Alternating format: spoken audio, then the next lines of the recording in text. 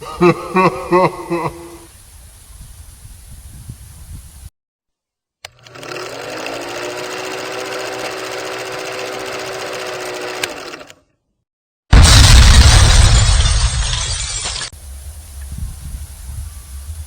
afternoon mga idol.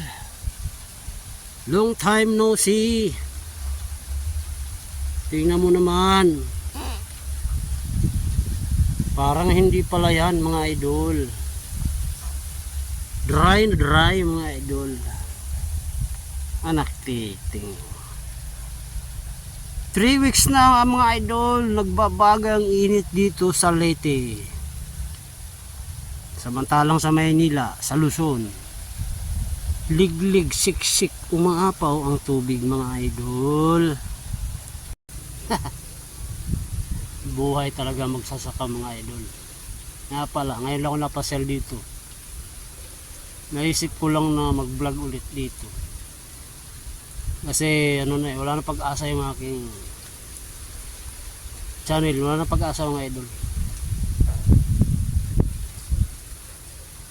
Gaya nga mga nauna kong video nga na demonetize ako dahil sa hindi ko mapigilan yung bugso ng damdamin ko sa politika. Nadali yung channel ko, demonetize.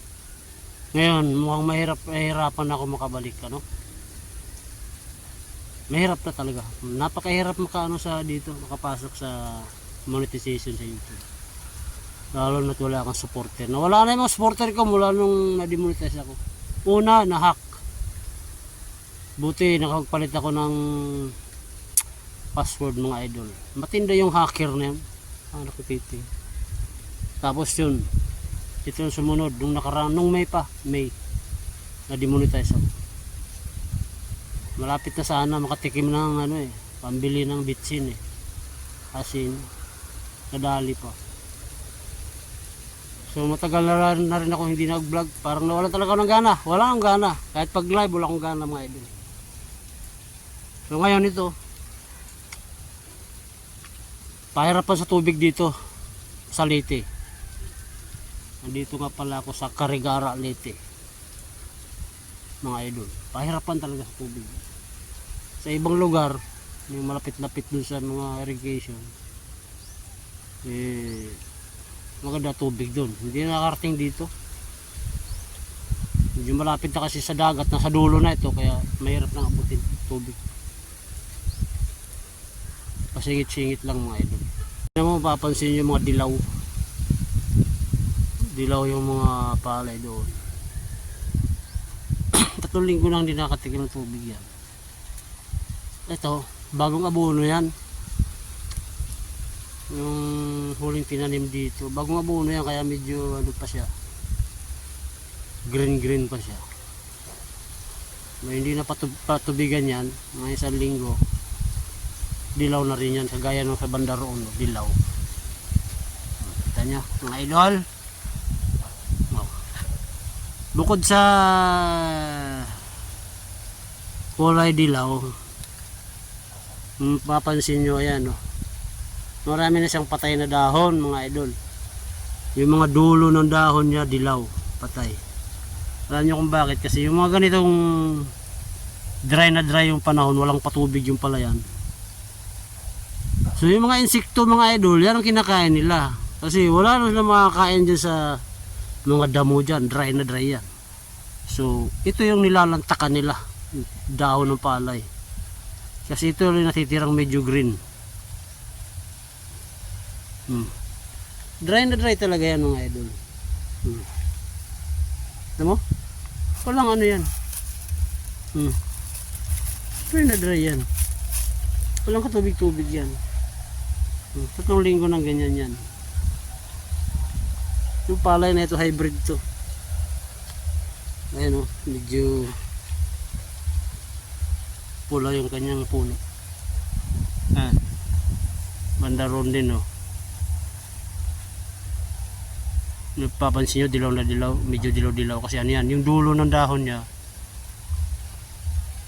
natutuyo na. Yan yun, tapos ito yan nag-umpisa na yun mga idol.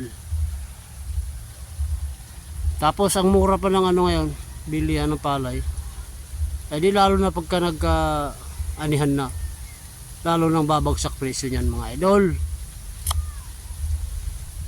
Ang buhay talaga. Minsan naman itong tanim na to mga idol, ano ngayon, August, babanata naman to ng ulan ng malapit ng anihin. Ulan, titirahin naman to matinding ulan, kaya mangyayari dyan, apa, wala ring laman yung ano, masyadong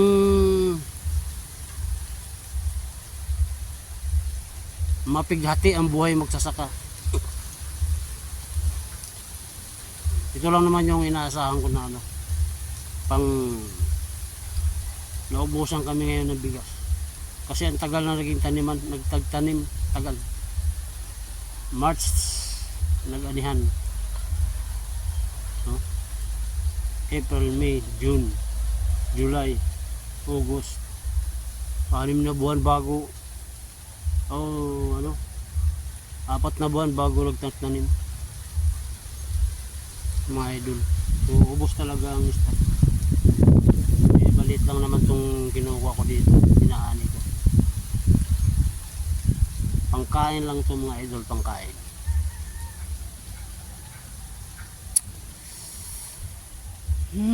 Buhay magsasaka. Yung mapapansin nyo mga idol, ano, maganda sa paningin, napakaganda ng tanawin mga idol.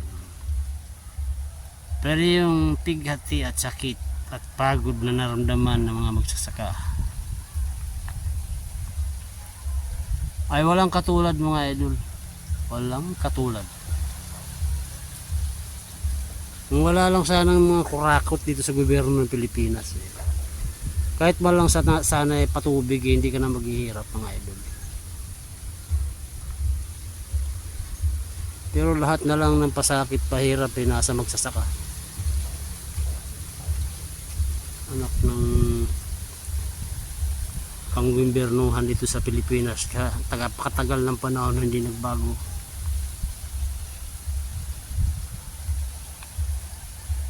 Parang ikot-ikot lang eh.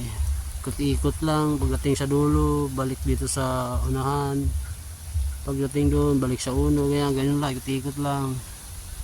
Walang improvement.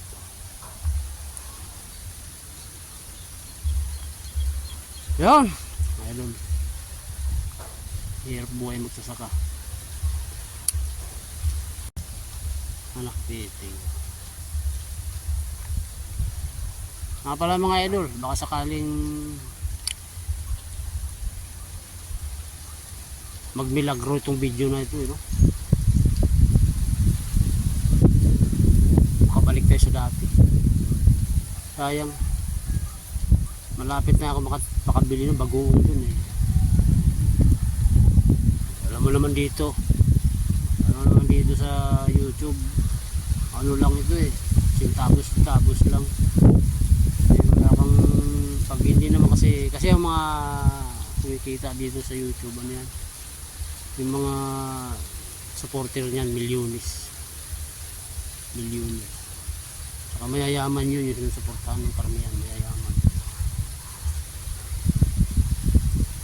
Yun mga idol, sana makapanood ng video na ito eh, tulungan nyo kung may balik sa dati, yung makakapag-reapply ako.